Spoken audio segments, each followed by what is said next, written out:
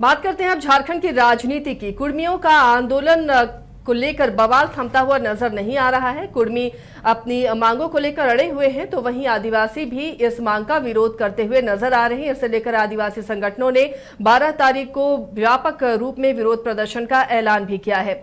इन सब के बीच जो एक दिलचस्प तस्वीर नजर आने लगी है, एक पोस्टर वायरल हो रहा है। उस पोस्टर के जरिए आह्वान किया गया है कुर्मियों का, क्योंकि कुर्मियों का जब आंदोलन हुआ था पुरुलिया में, उन पर लाठीचार्ज हुआ था। और अब जो कुर्मियों के दो बड़े नेता राज्य में हैं, हालांकि दोनों अलग अलग पार्टियों से हैं, जयराम महतो और सुदेश महतो, दोनों ही एक मंच पर नजर आने वाले हैं। तो इससे राज्य की राजनीति अब किस दिशा में जाएगी, क्या इसे लेकर कोई आगे का स्कोप भी दिख रहा है, इस पर हम चर्चा करेंगे।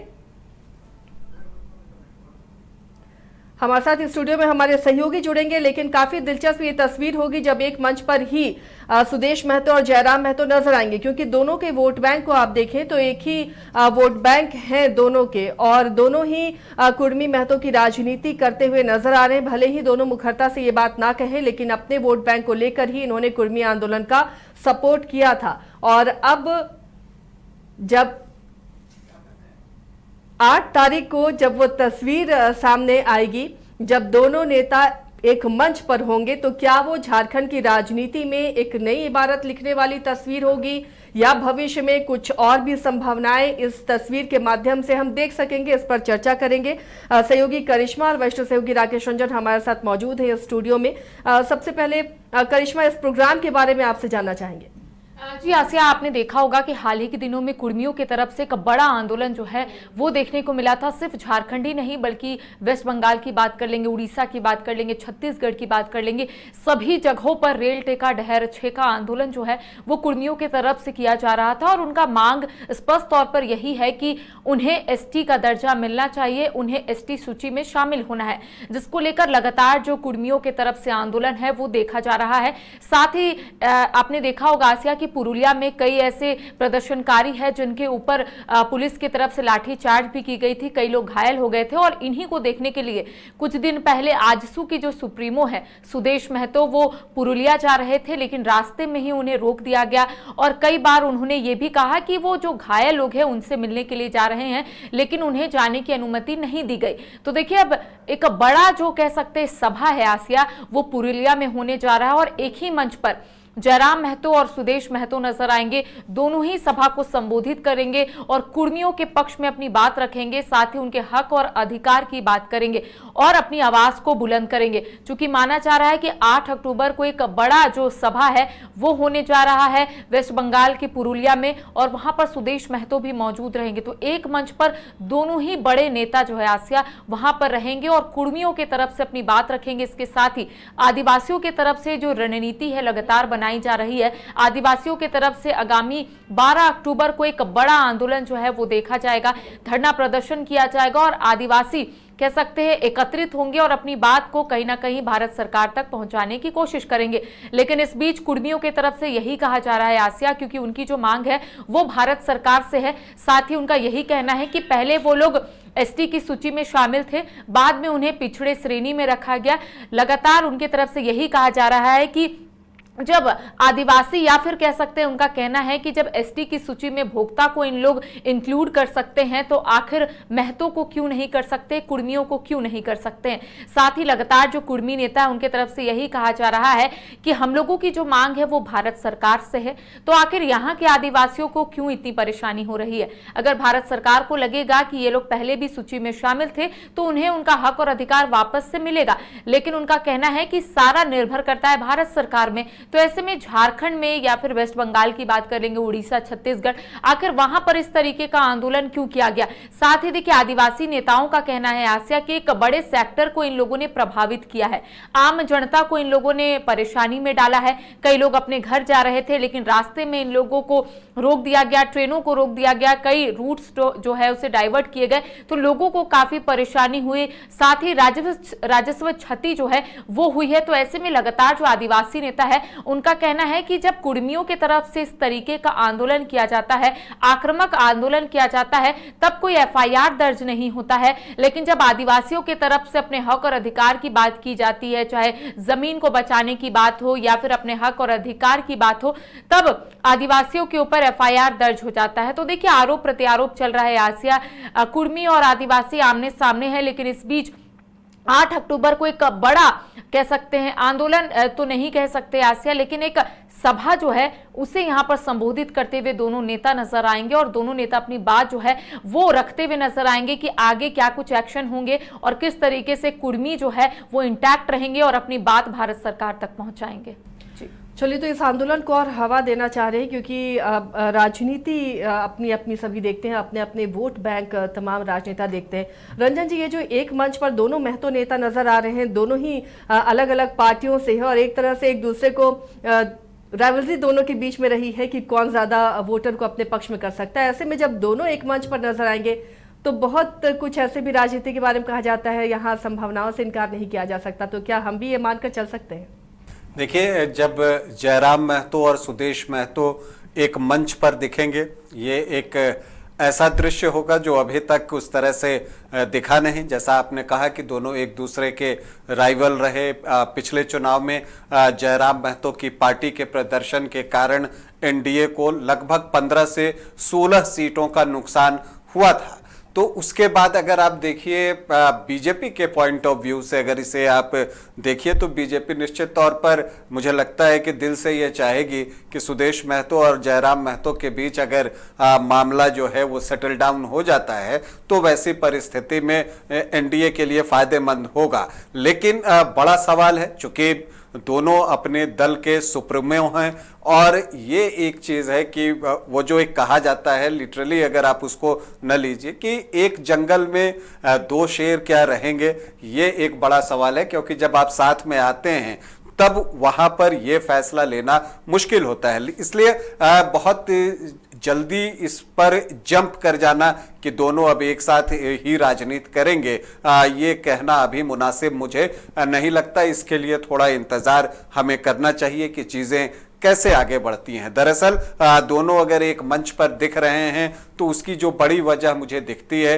कि दोनों ही कुर्मी समाज से आते हैं और चूंकि कुर्मी समाज का आंदोलन चल रहा है उसमें ये जो दोनों नेता हैं कुर्मी समुदाय के, अपनी जाति के भी बड़े नेता हैं, तो ये दोनों नेता जो है अपने समाज के लिए खड़ा होना चाहते हैं, ये दिखाना चाहते हैं। ये इसका एक पॉजिटिव एस्पेक्ट है। इसको अगर आप दूसरे तरह से देखिए तो आप ये भी कह सकते हैं कि दोनों के लिए राजनीतिक मजबूरी है, क्योंकि दोनों का जो वोट बैंक है वो कुर्मी समाज ही है और इसमें से जो पीछे रह जाएगा उसको उस समाज के वोट जो है वो नहीं मिलेंगे। तो इस बात का डर भी है जो दोनों को एक साथ मंच पर आने को मजबूर कर रहा है। तो इसे आप राजनीतिक मजबूरी भी कह सकती हैं। लेकिन ये मैंने कहा कि ये एक दूसरी सोच है।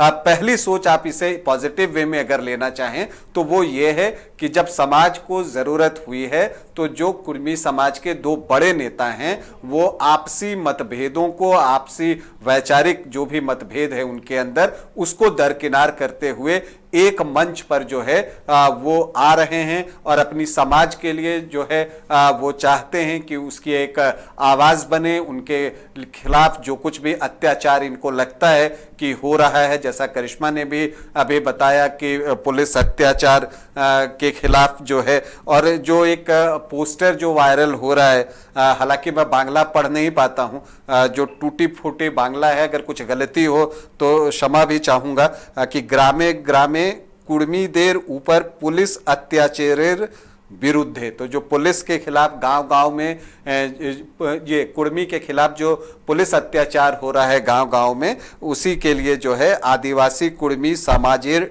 डाके, मतलब आदिवासी कुर्मी समाज बुला रहा है। जो मैं समझ पा रहा हूं ये प्रतिवाद सभा है पुरुलिया में जो होने वाला है और वहीं पर दोनों साथ में आ रहे हैं।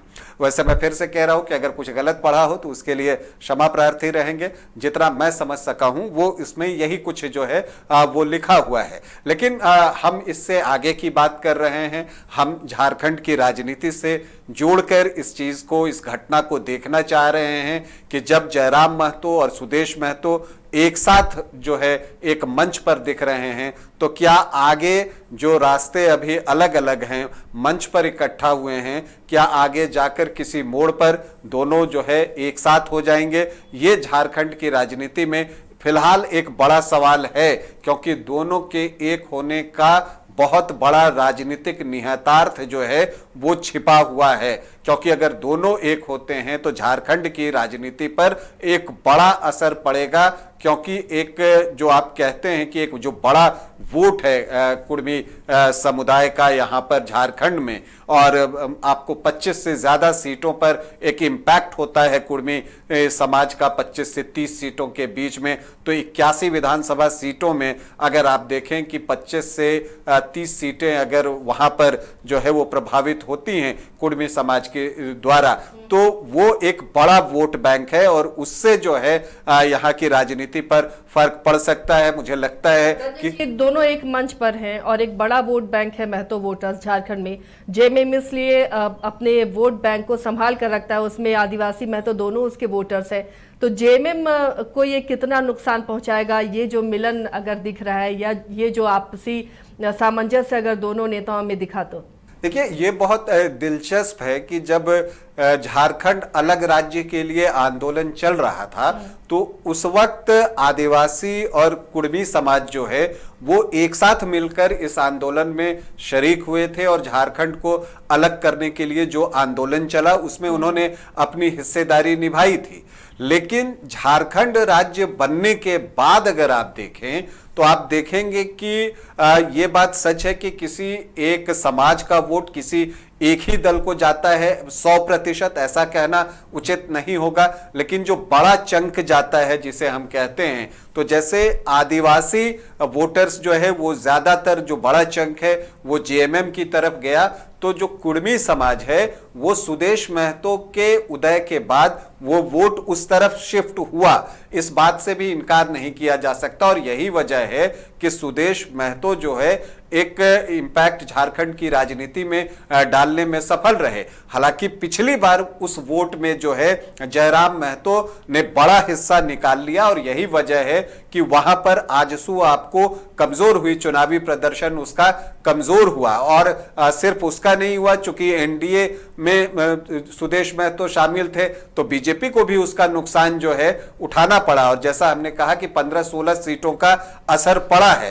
तो जो यहां पर झारखंड बनने के बाद जो समीकरण बने उसमें जो झारखंड मुक्ति मोर्चा है उसने जो एक समीकरण बनाया वो आम का समीकरण बनाया, आदिवासी प्लस मुस्लिम का वो समीकरण उन्होंने बनाया। और जो आपको कुर्मी समाज थे, जैसा मुझे लगता है कि उसमें से ज्यादातर जो है बाद में जब सुदेश महतो जैसे जैसे स्ट्रांग होते गए वो वोट उधर की तरफ शिफ्ट हुआ और पिछली बार जब उनको जयराम महतो दिखे तो उस समाज के वोटों में बंटवारा हुआ और वो वोट बटे जिसका कि लाभ जेएमएम को मिला है। तो एक इसीलिए मैंने कहा कि जब सुदेश महतो और जयराम महतो एक मंच पर आएंगे तो इसे हम और आप तो इसे एक न्यूज की तरह देख रहे हैं, लेकिन जो यहाँ के राजनीतिक दल हैं, प्रमुख राजनीतिक दल हैं, चाहे वो जेएमएम हो, झारखंड मुक्ति मोर्चा हो, चाहे बीजेपी हो, वो भी इस मंच पर उनके एक साथ आने को बहुत करीबी नजर से, पैनी नजर से देखेंगे कि इसका आउटकम क्या आता है। क्या ये सिर्फ कुर्मी आंदोलन तक सीमित है या ये दायरा बाद में जाकर आगे बढ़ सकता है और दोनों में जो है वो दोस्ती हो सकती है, चुनावी दोस्ती की मैं बात कर रहा हूं।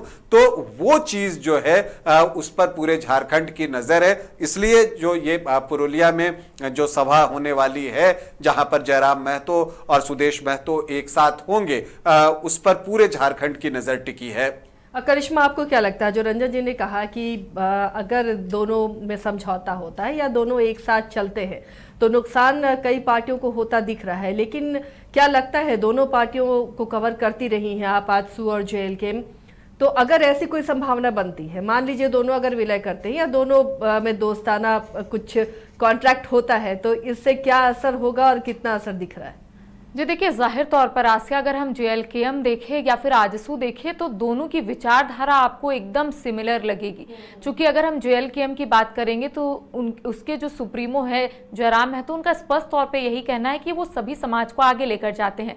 लेकिन जब अपने समाज की बारी आई आसिया, तब उन्होंने स्टैंड लिया और उनका यही कहना था कि वो अपने समाज के साथ है। वहीं अगर हम आजसू की बात करेंगे तो जरूर आजसू की तरफ से बहुत दिनों तक स्टैंड क्लियर नहीं हुआ था, और ये भी माना जाता है आसिया कि अगर हम जेएलकेएम या फिर आजसू की बात करेंगे तो दोनों के जो वोट बैंक है वो महतो वोटर्स उसमें ज्यादा आप देखे होंगे। तो ऐसे में जब आजसू की तरफ से स्टैंड क्लियर होता है, जब सुप्रीमो के तरफ से दिशा निर्देश दिए जाते हैं और उसके बाद एक प्रेस वार्ता रखी जाती है, और प्रेस वार्ता के बाद ये बताया जाता है कि आजसू जो है अब कुर्मियों के आंदोलन के साथ है, यानी कि उनके हक और अधिकार को दिलाने के लिए जो आजसू है अब आगे बढ़ेगा।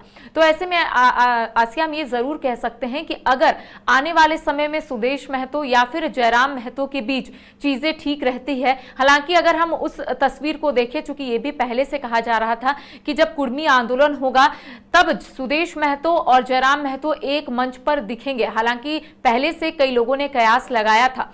उसके बाद अब ये कहा जा रहा है कि पुरुलिया में एक सभा को संबोधित करेंगे, तो दोनों ही अपनी विचारधारा और दोनों ही कुर्मियों के समाज के बारे में बात करेंगे, उनके हक और अधिकार की बात करेंगे। लेकिन हम ये जरूर कह सकते हैं आसिया कि अगर दोनों साथ में आते हैं, आपने जिस तरीके से कहा, आपने एग्जाम्पल भी दिया कि अगर विलय होता है, अगर इन लोग दोनों के बीच में दोस्ती जो है वो गहरी होती है, तो किसको नुकसान होगा? तो देखिए आसिया, फिलहाल इसको लेकर तो कोई भी सिचुएशन फिलहाल नहीं बन रहा है, क्योंकि यहाँ पर जिस तरीके से अपने समाज को लेकर आगे चलना है, तो ऐसे में दोनों ही नेताओं ने यह सोचा है कि अगर हम लोगों ने समाज को आगे लेकर जाने का सोचा है तो हमें आगे बढ़ना होगा। अगर एक कोई भी पीछे रह जाएगा आसिया, तो ऐसे में उनका जो वोट बैंक है वो कहीं ना कहीं कम हो जाएगा। तो ऐसे में करिश्मा, कितना आसान होगा? दोनों पार्टियों के वोट बैंक एक हैं और बिना अंदर खाने किसी बातचीत के दोनों मंच शेयर करें, क्या ऐसा पॉसिबल है? हालांकि ये विलय की बात नहीं है, दोनों पार्टियों का अपना वजूद है और दोनों ही अभी फिलहाल महतो वोट बैंक पर ही डिपेंड करती हैं, लेकिन बिना कुछ तय हुए, बिना चीज़ों को आगे देखे, क्योंकि राजनीतिक पार्टियां हैं और बिना सोचे समझे तो कोई कदम उठाएंगे नहीं। देखिए आसिया, इतना बड़ा आंदोलन है, कोई ना कोई तो इस आंदोलन को लीड करेगा या फिर कोई ना कोई ऐसे है जो अपनी बात को भारत सरकार तक पहुंचाएंगे। देखिए, आपने देखा होगा कई ऐसे प्रदर्शनकारी थे, कई ऐसे कुर्मी समाज के नेता थे जिनका कहना था कि यह आंदोलन अभी बंद नहीं होगा जब तक इनकी मांग पर विचार नहीं किया जाएगा, जब तक भारत सरकार अध्ययन नहीं करेगी कि ये लोग पहले एसटी की सूची में शामिल थे। तो इन तमाम चीजों को लेकर आपने भी देखा होगा कई ऐसे नेता है जिन्होंने अपनी बात को रखा था, लेकिन इस बीच दोनों के अंदर, यानी कि सुदेश महतो और जयराम महतो के अंदर जरूर बातचीत हुई होगी आसिया, कुर्मी आंदोलन को लेकर। क्योंकि कुर्मी आंदोलन के अगर हम बड़े नेता की बात करेंगे आसिया, तो एक तो जयराम महतो जो अभी अभी उभरे हैं, पहले उन्होंने कई आंदोलन किया और उसके बाद वो लोगों के बीच गए। और अगर हम आजसू सुप्रीमो सुदेश महतो की बात करेंगे, बड़े नेता है आसिया, तो ऐसे में दोनों के तरफ से ये जरूर बातचीत हुई होगी कि जिस तरीके से पुरुलिया में हाल ही के दिनों में जब सुदेश महतो पुरुलिया जाते हैं, जब वहां पर पुलिस की तरफ से लाठी चार्ज हुई थी प्रदर्शनकारियों के ऊपर, कई लोग घायल हो गए थे, अस्पताल में उन लोगों से मिलने के लिए जा रहे थे सुदेश महतो, लेकिन झारखंड और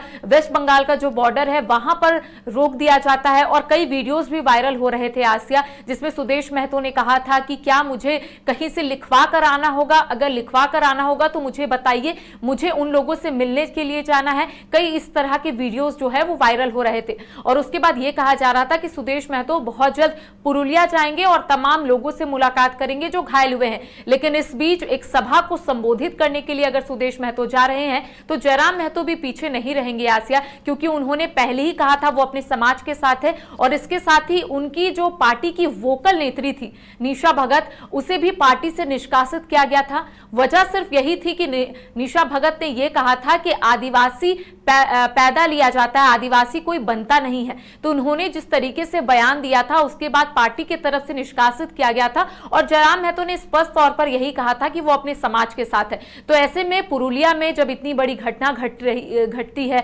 और झारखंड में आपने देखा होगा रेल टेका डहर छेका में जिस तरीके से प्रदर्शनकारियों ने ट्रैक पर बैठ गए थे, लेटे हुए थे, और पुरुलिया की भी तस्वीर सामने आ रही थी जहां पर पुलिस की तरफ से लाठीचार्ज हुई थी। तो ये माना जा रहा था कि जयराम महतो भी मिलने के लिए जाएंगे, लेकिन देखिए आसिया, दोनों के बीच जरूर बातचीत हुई होगी। अगर अलग अलग दिन दोनों नेता अगर पुरुलिया जाते और उन्हीं लोगों से मुलाकात कर अपनी बात को उसी तरीके से रखते तो शायद उतना इंपैक्ट नहीं पड़ता। लेकिन अब दोनों बड़े नेता, कुर्मियों के बड़े नेता हम जरूर कह सकते हैं, अगर पुरुलिया जाएंगे, सभा को संबोधित करेंगे और अपनी बात रखेंगे कि आखिर जो मांग है वो किस तरीके से हम लोग भारत सरकार तक पहुंचा सकते हैं, आखिर किस तरीके से हक और अधिकार दिला सकते हैं, तो शायद हम ये जरूर कह सकते हैं आसिया कि इन मुद्दों को लेकर जरूर जयराम महतो और सुदेश महतो के बीच बातचीत हुई होगी कि हम लोग एक साथ जाते हैं और वहां के लोगों से बातचीत को ये लग रहा है कि सिर्फ महतो आंदोलन या कुर्मी आंदोलन तक ही ये सहमति बनी है। रंजन जी, अगर इससे अलग हम देखें, दोनों पार्टियां अलग है, जेएलकेएम के भी एक विधायक है, आजसू के भी एक विधायक है। आजसू पुरानी पार्टी है, जेएलकेएम नई पार्टी है, जयराम महतो उसे लीड कर रहे हैं। अगर भविष्य में ऐसी संभावना होती है तो नुकसान तो दोनों नेताओं को नजर आता है। तो सिर्फ ये कुर्मी आंदोलन तक ही ये समझौता, ये दोस्ती सीमित रहेगी? देखिए, फिलहाल तो यही दिख रहा है और यही बात मैंने आपको शुरू में बताई भी कि बहुत जल्द किसी कंक्लूजन पर जंप कर जाना समझदारी नहीं होगी, क्योंकि राजनीति में जो रोटी पकती है उसको पकने में समय लगता है। लेकिन एक बात तो है कि रोटी जो है वो आंच पर डाल दी गई है, अब ये कभी भी पक सकती है, इससे आप इनकार नहीं कर सकते। कोई ना कोई एक वजह तो होती है कि फिर आगे जाकर वो आपकी दोस्ती का कारण बन जाता है। कुर्मी समाज की बात यहाँ पर है और जैसा मैंने कहा कि इसको आप दो तरह से देख सकती हैं। एक तो है कि अपने समाज के लिए दोनों की अपनी जिम्मेदारी है, उस जिम्मेदारी के निर्वहन के लिए दोनों साथ में खड़े हैं। जब आप साथ में खड़े होते हैं तो कम से कम किसी एक मुद्दे पर तो आप दोनों में सहमति बन गई। जो अभी तक किसी भी मुद्दे पर सहमति नहीं दिख रही थी, तभी आप अलग अलग पार्टी थे, लेकिन अब एक मुद्दे पर सहमति बनती हुई दिख रही है कि कुर्मी समाज को एसटी सूची में लाने की बात हो, कुड़माली भाषा की बात हो, उस जगह पर आपको दिख रहा है कि एका बनता हुआ दिख रहा है। तो ये शुरुआत हो गई, ये नहीं है कि सिर्फ इस एक चीज के बाद जो है दोनों दल एक हो जाएंगे और इकट्ठे चुनाव लड़ेंगे। इतनी जल्दी ये सब कहना मुश्किल है, लेकिन वो वजह स्टार्ट हो गई। आपको याद होगा कि जब हम पीछे चले जाएं, 1974 में चले जाएं, तो जब जेपी का मूवमेंट शुरू हुआ था तो सभी दल जो है वो अलग अलग ही थे। उस समय भारतीय जनसंघ था, जनता पार्टी थी, तो कई तरह की पार्टियां जो है वो अलग अलग थी। लेकिन जब उद्देश्य एक हुआ, किसी एक बात पर सहमति बनी और वो जेपी आंदोलन हुआ, सभी उसमें सम्मिलित हुए, तो फिर वो एका भी हुआ। और 1977 में स्थिति ये हो गई कि भारतीय जनसंघ तक का विलय जनता पार्टी में हो गया और फिर जनता पार्टी के टिकट पर ही सारे लोगों ने मिलकर चुनाव लड़ा। तो शुरुआत कहीं ना कहीं से होती है। यही चीज अगर आप देखिए तो 1989 में जब वीपी सिंह निकल कर आए थे, उस वक्त भी हमने देखा था। तो इतिहास के पन्नों में ऐसी कई कहानियां हैं जो दो घूर विरोधी रहे हैं एक दूसरे के, वो बाद में किसी एक मुद्दे पर साथ होते हैं और फिर आगे जाकर साथ हो जाते हैं। फिर ये बात अलग है कि जो भारतीय राजनीति है उसमें मिलना बिछड़ना जो है वो लगा रहता है, बॉलीवुड की फिल्म के जैसे, लेकिन वो जो है ये चीज चलता है। तो एक शुरुआत जो है आप देख सकते हैं।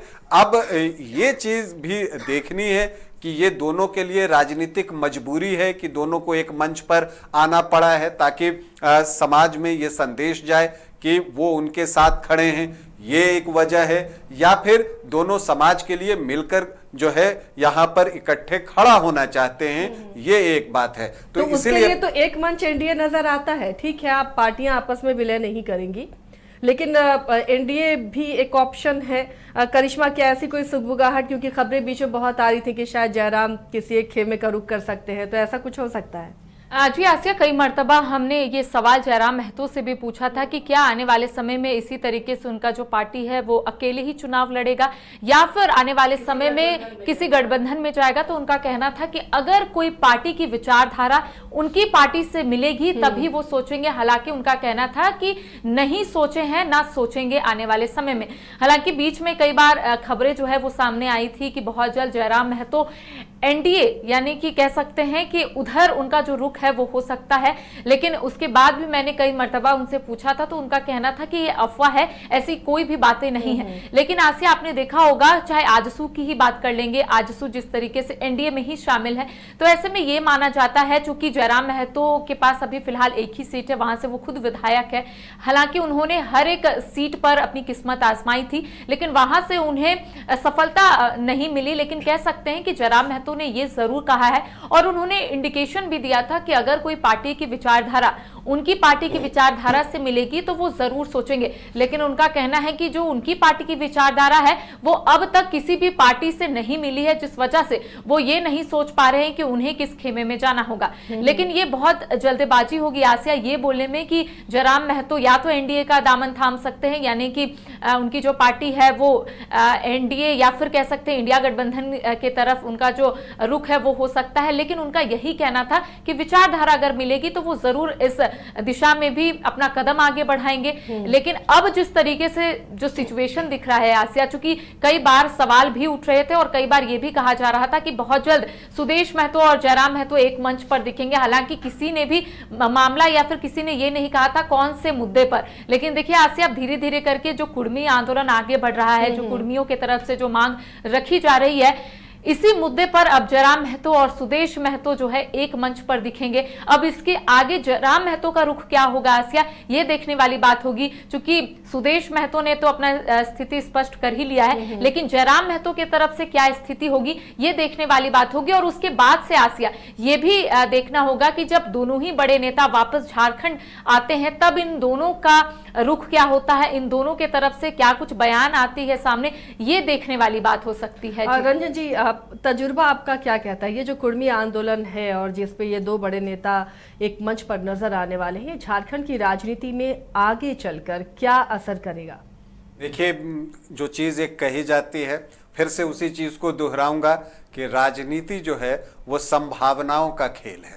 यहाँ पर सिर्फ राजनीति नहीं, ये कुर्मी आंदोलन क्या राज्य की दशा दिशा बदलेगा अगर मिले या ना मिले, लेकिन ये आंदोलन कितना आगे बढ़ता हुआ नजर आ रहा है? देखिए, सबकी अपनी अपनी मांग होती है और सब अपनी बातों को तर्कपूर्ण तरीके से रखते हैं सामने में। जब तक शांतिपूर्ण तरीके से सब कुछ होता रहता है उसमें सभी को अधिकार है। तो इसलिए उस बात में तो कहीं कोई संदेह नहीं है कि जो कुर्मी समाज है उनकी एक अपनी डिमांड है, उनका एक अपना पक्ष है। दूसरी तरफ अगर आप देखें तो जो एससी समुदाय है, आदिवासी समुदाय है, उनके अपने तर्क हैं, वो अपनी तरह से बातों को रख रहे हैं। अब इसमें जो है क्या फैसला आता है, ये निश्चित तौर पर जो है इसमें केंद्र सरकार, राज्य सरकार की भूमिकाएं जो है आगे जाकर महत्वपूर्ण होती चली जाएंगी। पर जेएमएम धर्म संकट में फिलहाल नजर आ रही है या इसमें इस मुद्दे पर अब जेएमएम धर्म संकट में है या केंद्र सरकार से क्या चीजें होती हैं,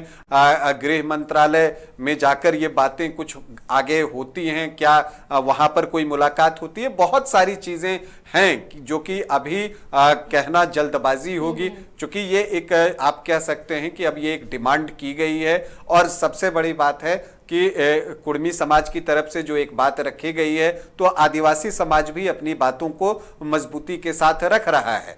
तो ये एक स्थिति बन रही है और जब तक शांतिपूर्ण ढंग से दोनों अपनी बातों को सामने रख रहे हैं, अपने तर्कों को सामने रख रहे हैं, तब तक जो है मुझे लगता है कि कोई परेशानी नहीं है। क्योंकि लोकतंत्र में संवाद के लिए तो हमेशा जो है वो जगह होती है, तो वो संवाद चलता रहना चाहिए और उसी संवाद के जरिए ही कोई निष्कर्ष निकलना चाहिए जहां पर दोनों पक्ष जो है वो आपको रजामंद होते हुए दिखते हैं, तो वो एक पक्ष आना चाहिए। फिलहाल तो ये संवाद की शुरुआत हुई है, कुर्मी समाज अपने आप को एसटी में शामिल करने की बात कर रहा है, दूसरी तरफ आदिवासी समाज को उससे जो है अभी विरोध है कि वो उस बात को मानने को तैयार नहीं है। तो दोनों अपनी अपनी बातों को रख रहे हैं, संवाद को चलने देते हैं और उस पर जो है हम लोग जो न्यूज़मैन है न्यूज़ की तरह से उसको देखते हैं और उस पर पैनी निगाह रखते हैं। आगे जो कुछ भी होगा वो हम अपने दर्शकों को बताते ही रहेंगे। चलिए, शुक्रिया करिश्मा और रंजन जी, आप दोनों का इस चर्चा में शामिल होने के लिए। तो फिलहाल अब इस आंदोलन पर और एक उस मंच पर सबकी नजरें टिकी होंगी। क्या मंच पर दोनों महतो नेताओं का एक साथ आना झारखंड की राजनीति में कोई असर डालेगा, कुछ नया बदलाव देखने को मिलेगा? इस पर हमारी भी नजर बनी रहेगी। इसके साथ ही कुर्मी आंदोलन और आदिवासी विरोध पर भी लगातार आपको अपडेट देते रहेंगे। आप देखते रहिए News 22 को।